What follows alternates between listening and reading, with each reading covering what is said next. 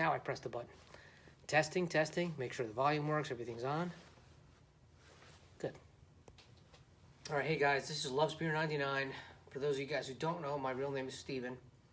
I'm here to show you the Dillon CP 2000 case processing machine today. A couple things to start with. I don't make videos very well. I sure as hell don't edit videos very well. Have no interest in becoming a video editor. I'm not monetized. I don't care if you like, if you press, if you do anything. Really not interested. I just want to show you guys the machine. There's not a lot of information on this machine out yet. I know that they sold a couple. They're out there, but no one seems to be talking about it a lot. I don't know if they're just getting used to it, if they're setting it up, or maybe just no one made a video yet on it. So I'm going to walk you through the machine and what came in the box, how to set it up, and some tips and tricks for stuff that I learned. I'm not going to go through my full operation and how I measure all my pieces. That's going to be a separate video talking about how I process brass, not necessarily how the machine works. So just kind of roll with me, babbling sometimes here and there, because again, this is best I can do under the circumstances. I'm also going to have to splice some of this video together because I don't think I can get it all in one shot from here. So again, I'll just do my best. Bear with me. So clearly my first edit, I went back and looked at what I said. I didn't really like some of the stuttering I was doing at the time. Even got a new hat, so you know it's an edit. All right, so this is the Dillon CP 2000, I believe CP's case processing machine. So unlike the other Dillon auto indexing machines like the Super 1050, the 650, the 750, this machine only processes brass to load later. It does not load brass at the same time. Most of us high power competitors, we like to do the processing and loading in two different steps, especially since a lot of us are shooting, once fired LC brass. We want to make sure that the cases are sized correctly, they're cleaned correctly, the primer pockets are squared up. You have to swage the primer pockets. We like to deburr the flash holes, trim it, chamfer it, stainless steel wash it. You can't do all of that and load all in one step. So I'm not sure what the PRS guys are doing, or just people that like to plink, that like to load their brass, process and then load their brass all in one shot. But from the perspective of the high power guys, this is just how we process brass. Again, I'm stuttering, so I don't really like this. I'll probably edit this too. So I've been loading for about 10 years or so, maybe a little bit longer. So I'm not new to reloading. I am just new to this machine. I've been using a Dillon 550 for a bunch of years. Love the machine. It's a great machine. I have two heads for that for the same purpose. I go ahead and I process the brass in one step, and then I have a different head for when I'm ready to load the brass. The 550 is a great machine if you're going to be loading 500 rounds a year, 1,000, even 2,000 rounds a year. Absolutely no problem with it. This machine is designed to process a lot of brass. So according to Dillon, you could process 2,000 pieces an hour. I'm not buying it. Not unless there's an auto drive on this or something, because there's no way you're pulling this thing 2,000 times in an hour. Right? That's just not going to happen. But I can process about 1,000 pieces in an hour. So in a couple hours, I can get several thousand pieces done. So if I'm working part-time during the week, I can, or just want to spend a day on the weekend, I could put thousands and thousands of pieces through this machine. And this machine also works great.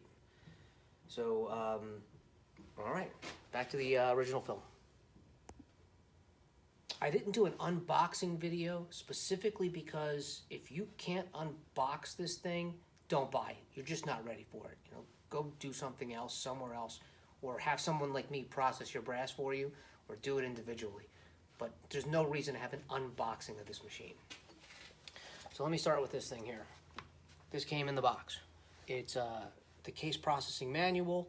It's actually pretty good. It goes through the setup, its color. It has a lot of instructions in it. It has some tips in it. It goes through all the, individual pieces and parts, the schematics. It's about 55 pages long. On this last page, it's got a template for mounting it on your table. I actually photocopied it so I didn't have to cut it out of the instructions. All right, And now let me show you the machine itself, what you have and what you have to get extra, and then I'll walk you through some of the operations and setup. So here's about where I got to turn this thing around, which means I got to do another edit here. All right, so here's the machine. It's got the case feeder. It's got the 7-position tool head here. It's got a swaging station here, but if you want it on the other side, this machine, unlike the 1050, is set up so that you could actually set up the swaging station on each side, depending on your operation. When I got the machine, it was on the other side, and I liked it there, so I left it there, and that's how I'm processing the brass. Now, this machine comes with everything that you see except for the trimmer, which you'd need to buy separate if you want it. I'm still on the fence about this. I'll explain that later. And you're going to need to get a caliber conversion for your specific caliber. This is set up in 223. Side note, there's something about a tall or short tool head plate if you have really short cases. Ask Dillon about that. So I have no intention of discussing anything I don't know anything about.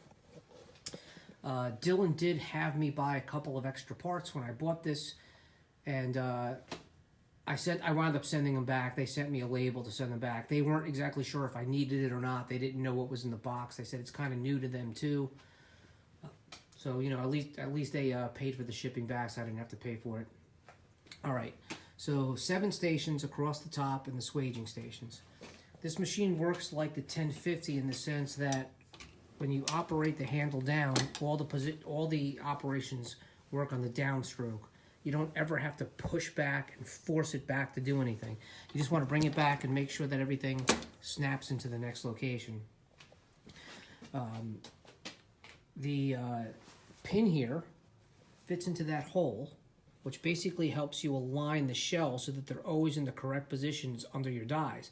So for instance, if I move that out of the way there a little bit, and I start working this slowly, you'll see that it'll actually pop back in a position. Right? See that? So your dies are always set up. So I'm not going to run it, because honestly, you could watch videos of the 1050, the 650, whatever. It's the same thing. The cases fall down, you pull the handle, everything goes around. I think it's more important to talk about how to set this thing up. First things first, degrease everything. Make sure that there's, all the oil is off of this thing, because there's a lot of oil on everything. There's oil all in the threads here. There's oil all over the top. There's oil all over these bottoms. This thing is still greased to no end. It came that way, which I kind of like. It's got a grease fitting right there on the end. The only thing you're not going to want to degrease is the spring. It's got a lot of grease and oil on it. Leave it the way it is. You're going to want to degrease the swage rod. This gave me a lot of problems. I'll explain in a few minutes. But take these bolts out right here, loosen that jam nut, and this rod actually screws up. Then you could actually pull it off of that, the rod that's in here. There's like a rod that has threads on it that's attached to this little circle thing. I don't know what you call that thing, whatever. Degrease the threads on the inside of the rod, the jam nut, and on that piece. And then simply Loctite it back together. Use a lot of Loctite, and then make sure you're ready to set it to your position. So you're going to want to read those instructions and make sure you set it. This whole thing actually comes apart. There's a cotter pin on the other side. You pull it out. This pin comes out, and this whole thing just slides out. It's really easy. Not a problem at all. But what I learned is that if there's pressure on this plate for one die, but then not the next, you're going to get varying results on your brass processing when it comes out all the way around. I'll get to that in a minute. But basically the problem I was having was this thing kept coming loose, and no matter what I did to it, it kept coming loose until I degreased it. I also had a problem with the dies, where particularly this motor here, this thing is torquey as hell. I mean, when you turn this thing on, it goes boom, and it just, starts torquing everything. Well, the die kept coming loose. I finally took this whole thing apart, degreased it, everything, re-Loctited everything, and it's all set up. And it's working really well. I tried putting a nut on the top here, like one of these, you know, nuts to keep the piece tight. And I wound up actually having one on the bottom, which was kind of recommended because you want to have a lot of space up here so that when you use your vacuum hose fitting to clean up all the shavings from the brass trimming, there's as much space here as possible so that you could actually suck out all the brass. When I set this up originally and I was having problems with the die not sitting correctly and it kept coming loose, I actually put a nut on the top and on the bottom. And what happened was there wasn't enough space here for the vacuum to work, and I didn't realize that. So I started getting variations again on the brass. And I actually wound up having to take this thing apart, take a screwdriver, and literally the brass was so packed in there, I had to like cut it all out and degrease the whole thing and set it all up again. Lesson learned, right? All right.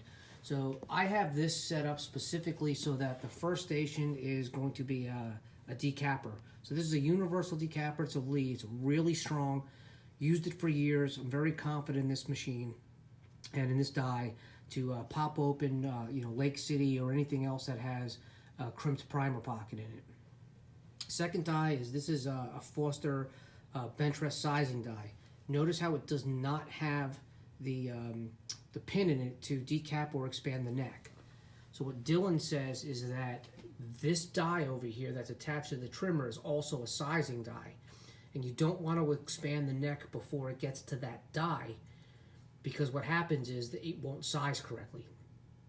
So what you need to do then is, after it goes through the trimming station, you come around to this side, and in the swager, this die also works as what they call an expander, so it actually expands the neck out appropriately so that you could load a bullet. I don't like this thing. I'll get to that in a little while. So then what I have is I actually have a die set up here. It's another sizing die, but I have it sitting really high so that it doesn't actually touch the shoulder or resize the brass again. But I have the pin set really low so that the expander goes through the neck and back out so that I'm expanding the whole neck. And I'll explain all that, why that's necessary again in a few minutes as I'm walking through this. All right. So one of the other things I need to tell you up front is the instructions say that when you're tightening any of these or loosening any of these nuts on these dies, make sure that this thing is all the way down in this position so that pin is all the way there, and you'll see that the head is really tight. Because if it's in the up position, you'll put too much torque on the head and the head will actually move. Actually, I think I have to tighten that a little bit again right now. But you don't want to be twisting this really hard with the wrench trying to get these things on and off tight, right? Second thing I learned, and I learned the hard way, again when that swaging die kept coming loose, was if you set these dies up like this sizing die and then run a piece of brass to here, then take it out and measure it, you could set this thing up. But as soon as you start running brass all the way around, you're going to get different measurements from here. Same thing with the trimmer, and then the same thing with the swager on the other side. The only thing I can guess is that when you have pressure on this plate in the different positions, it's reacting in such a way that it's the brass isn't lifting consistently into these different dies. So you're going to get a different result. I'm going to show you that in a couple of minutes. I actually called Dillon about this because I was pretty frustrated after I ran a couple hundred pieces and just kept getting inconsistent results. They told me, well, that's not supposed to happen. Weren't particularly helpful, and then they put me in touch with an engineer. I left them a message. Never heard back from them, to be honest with you. They never even bothered calling me back. So I just kind of kept processing brass until I figured this out. So what I do now is I keep this junk brass right here. This is all stuff that already ran through the machine. It's already sized. It's already primer pockets were already popped out. It's already been swaged. And what I'll do is I'll put 7 of these things around the stations, and then I'll start running the customer brass into the tube, and then I'll pull the handle 7 times until all of my brass comes out, and I'll dump it back into that bucket. And then I'll actually start processing the customer brass. So the next one that comes out is actually customer brass or batch brass, as I'm calling it at this point. So I'm gonna show you that in a little bit. What I'm doing up here is, see that little blue line, and it's got a little mark right here where that nut meets up to the head here. So what I found was that different brass has different spring back. So if you're using, you know, once fired LC or 8 times fired LC or RMP brass, it's going to measure a little bit differently when it comes out of this die. So I have this set up so that the edge right there, when it's lined up here, is at one setting, and if I turn it to the middle, I can actually increase it by, let's say, 1/1000th, and then if I get the far edge over onto this, it'll actually increase by 2/1000ths. So as I'm measuring the brass, I'll probably run, you know, 5 or 6 through for a client, and I'll make sure that they're all coming out the same and where I want them to be, and if not, then I'll adjust this die accordingly.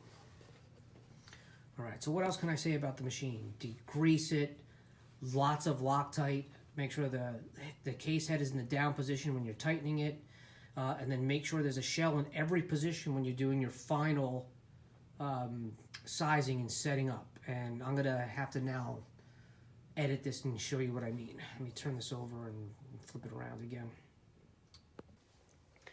All right, so this probably has to be the worst video you've ever seen ever on YouTube. You're welcome.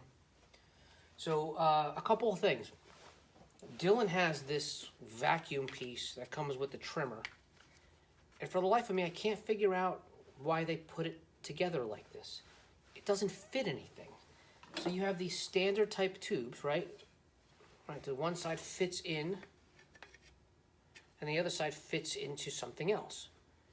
So if I put this on the end of my hose, this now doesn't fit into here.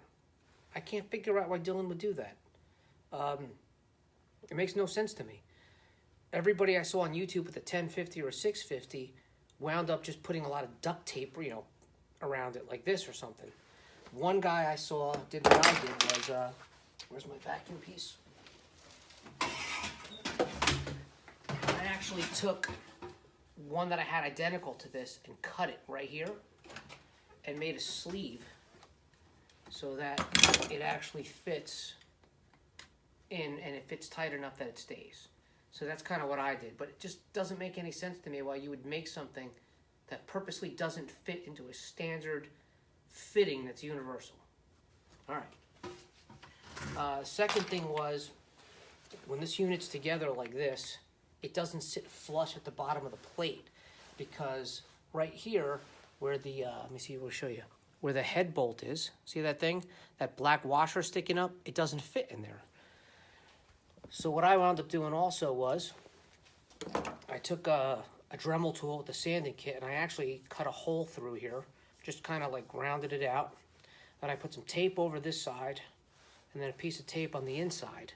And the reason I did that was so that the sticky side of the tape wasn't going to attract shavings. And now, when I put this on here, it actually sits flat to the base. See if I can show you that. Hopefully you can see that. So it sits flat now, and on the back there, it sits around where that nut is. And as a result, it works much better. Again, sorry for the extra camera work. Again, I don't do this for a living, nor do I intend to. All right. So let me show you a couple things about how I set up the machine and why it's important to make sure that there's a case set up in each station.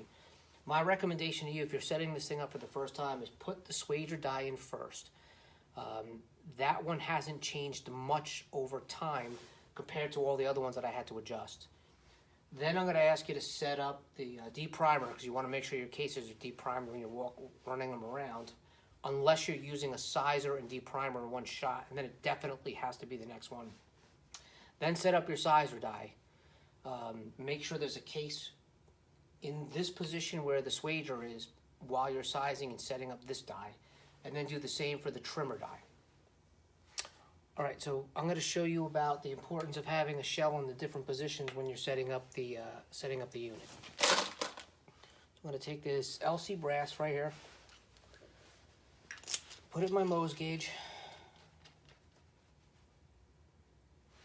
and it's about 4 or 5 thousandths over 0, if you could see that.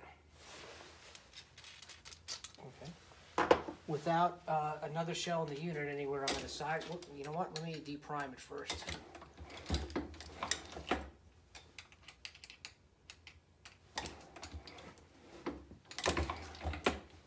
Okay. So I deprimed it, and now let's check it in the Mohs gauge and see what size it is. It's about 3 thousandths. Now sometimes depending on spring back it might be 4, but it's never at 0, right? So now if I take that same case and put it back on this side, and take another shell and put it on the swager pocket side, and run the brass, put it into my Mohs gauge.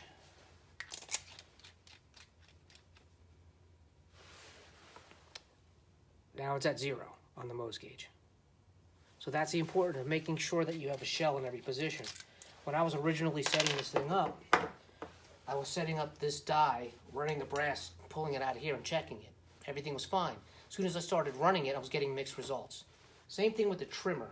So that one piece of brass I just ran, it's at 1.756, right? More or less. All right, so let me turn the trimmer on. Now, this actually works the opposite. If I don't have a shell in here, it'll extra trim it. So I'll show you what I mean.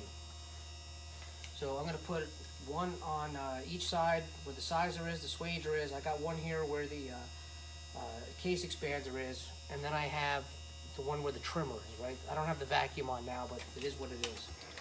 All right, so I run that piece of brass, and now it's I don't know if you can see it's been trimmed. All right, so now if I check the size of it, 1.750, right?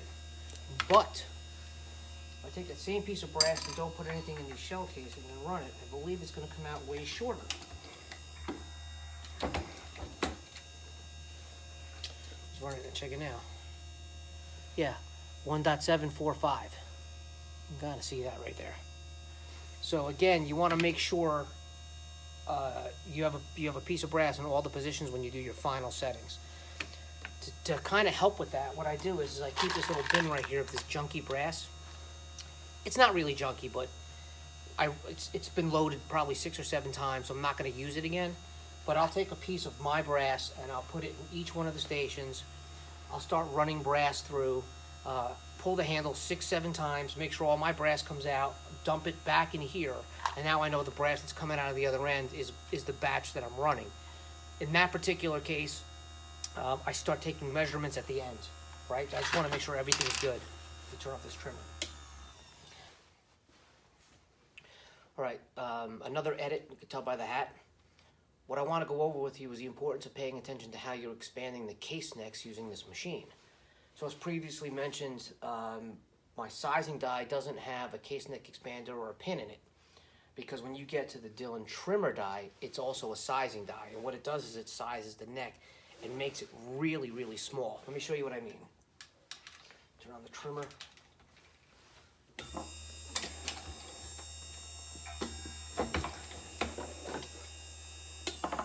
All right. So according to Dillon, what that die does is it tightens up the neck, pretty tight and really small, and this way you get a very consistent trim. And I've experienced that; everything's been fine.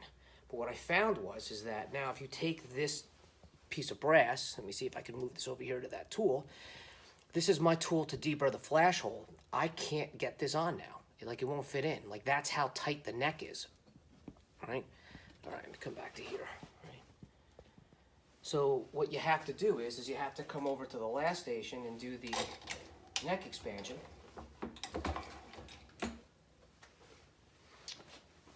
Now I should be able to fit this through, and then I could actually chamfer the inside of the flash hole, right? So let me show you these the difference between the neck expansion and the Dillon backup swager die. So this is a spare swager die that came with the unit. One came with the actual CP2000, one came with the caliber conversion kit, so I have 2, right? So what this Swager die does is the rod actually pushes down inside the case.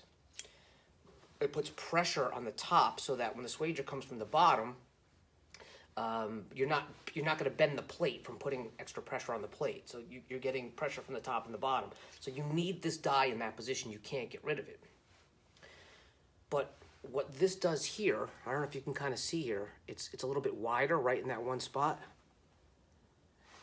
It actually flares the top of the neck. It doesn't expand the whole neck. It's kind of like a 357 straight walled case. You know, you flare the top so you could seat the bullet, and then after you press the bullet in and size it, you know, the brass kind of forms around the bullet. I actually kind of thought that was weird, and I didn't like that.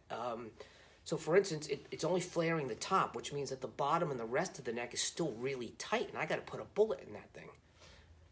I'm not used to doing that. I don't think most of us learned how to do that. I don't know, maybe it's a new modern thing and I'm just old and I'm not, you know, not ready for it yet. So what I did on mine, the one that's in there now, is I actually took a Dremel and got rid of that lump so that the rod just fits straight through and hits the bottom so that I could swage properly.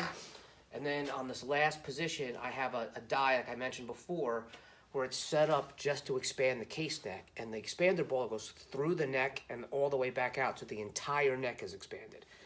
But now what do I have to do? Well, now I have to chamfer and deburr it. So I have a Gracie on my table, and I use the Gracie, which is going to put the final size on this, chamfer, deburr it, make sure everything is all set. So after everything comes through the machine, the intention is that you're going to have a piece of brass that on the Mohs gauge is at 0 or very close. There's always going to be some variation in brass, and it's going to be trimmed to 1.750 and deburred. I'm also going to deburr the flash hole. So, you know, that's part of the service that I'm providing to everybody right now. All right, so let's see if I could go back to the original video. So listen, that's the machine, that's the setup, those are my tips and tricks, those are things that I think you should know about when you're setting this thing up. Hopefully it'll save you some time, you don't have to run a whole bunch of brass through it. My plan at this point is to do another video where I'm going to run you through how I measure everything and how I set everything up, especially since I'm using the Gracie as the last step. Sorry, that reminds me of the trimmer, and the reason why I said I was on the fence about it. If I'm going to use the Gracie, why do I need the trimmer? Technically, I don't. But what I did find through the brass that I processed so far is some of the client brass that I'm getting like this is pretty tall. It's like 1.76065. And when you're putting it through the Gracie, you have to put some pressure on it, and it starts to hurt your hands after a while. If I trim it on this machine to 1.752, and it's consistently coming out 5.2, 5.3, when I put it into the Gracie, I'm barely touching anything. It's really just doing like a 1/1000th trim on it.